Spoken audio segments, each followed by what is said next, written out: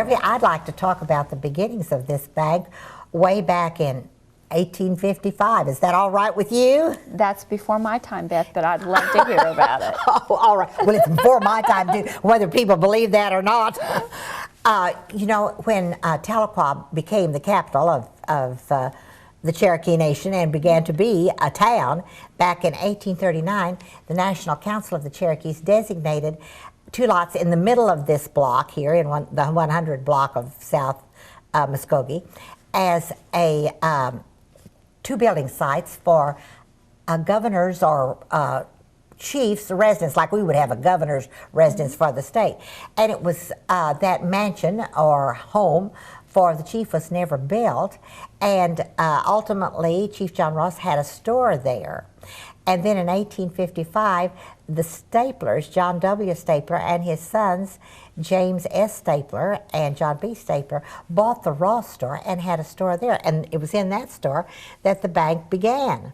And I think that's just really exciting because back then people were concerned about their money just like we are now.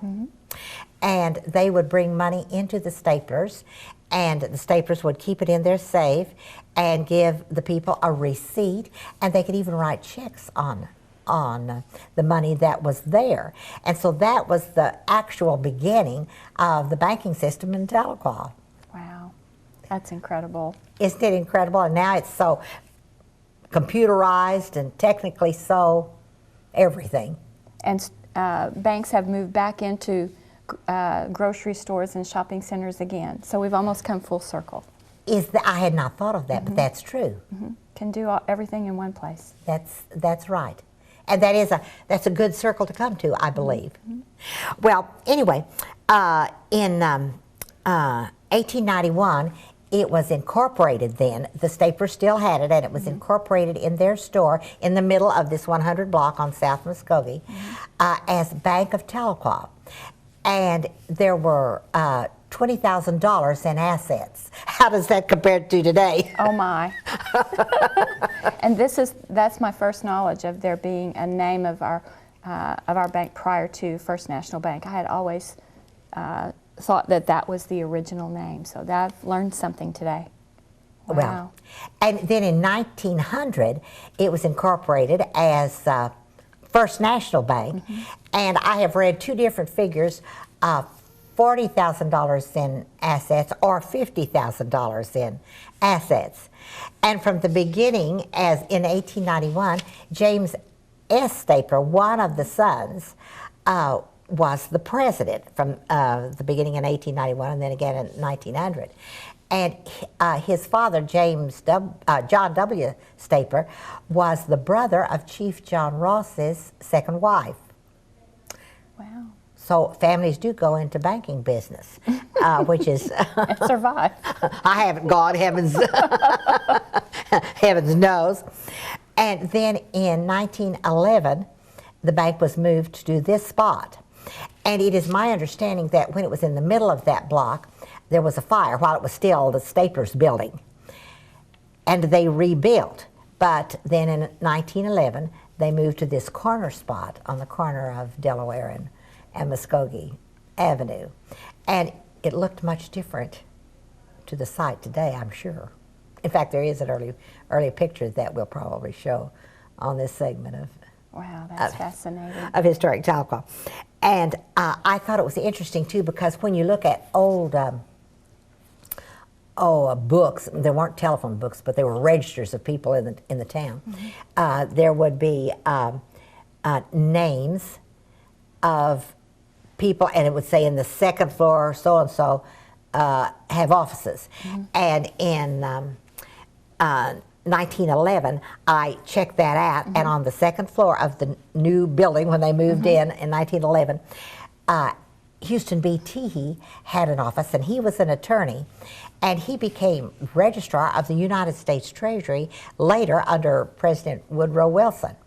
Wow. So Tahlequah had some prominence there. And also on that second floor of the bank, a Mr. McSpadden, not Mr. J.W., a man named Chandler McSpadden, was an insurance man, and he had his offices there.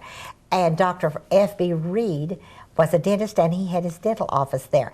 And that was so interesting to me because my mother and dad were married in 1916 and spent a year here living on Going Snake Street while they were in school, and they lived next door to the Reeds, who was, and he was the dentist. And I had no idea, you know, where his office was, and as I was looking up things about this bank, I found Where your neighbor. where my parents' Conductive neighbor. distance. Wow. That's and I think that's interesting. Today, it's all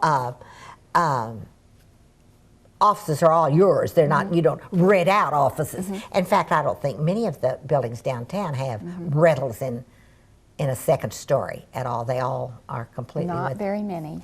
are all completely the possession of whatever the business happens to be for storage or extra business facilities or whatever. And I want you to talk about that because you were telling me some interesting things.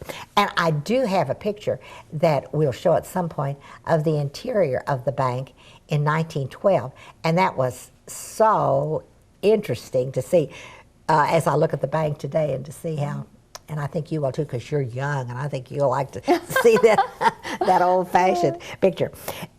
James Stapler was president from the time it was organized in 1891 until 1907, and J.A. Lawrence, who was a grocerman and merchant here, became president, and W.W. Hastings became president in 1910, and people will recognize him as a congressman from this district for 16 years, which was most unusual.